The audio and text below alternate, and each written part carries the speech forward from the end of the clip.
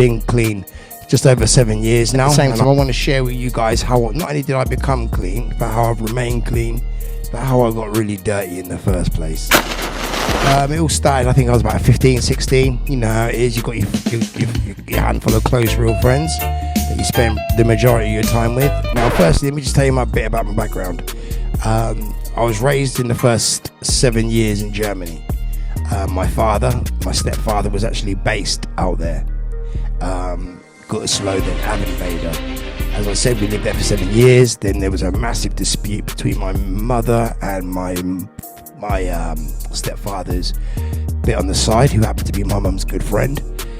There was stitches involved, and because my father held quite a high position in the army, he literally, I remember getting home from school.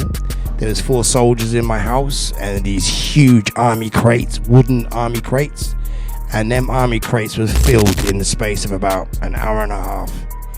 The next thing I knew, we were in England at my grandparents' house.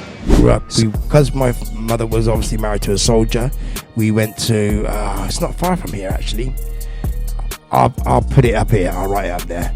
But yeah, we lived there for a little while, and that was all armified. Loads of army people, the NAFI and the shop, they're the only places you can go to. And a NAFI is like a cafe or a place where you go and have your breakfast and play a game of pool and stuff.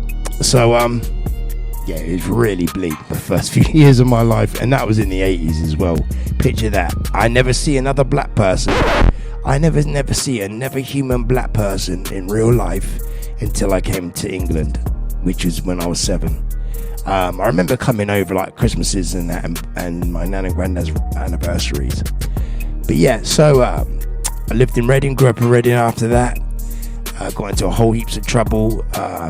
Literally went for my games teacher, Mr. Downs, his name was, never forget him. And I attacked him with bladed articles, and got removed from that school straight away, and I was put in a children's home at the age of like 9. So I've been pretty much in the system since the age of 9. My mother is Spanish, but very white, very light skinned. My stepfather at the time, who I was told was my father, was white with ginger hair. But yeah, so it was quite lonely and quite disturbing the first 7 years. Like, my mum thinks she actually done it thinking she was protecting me,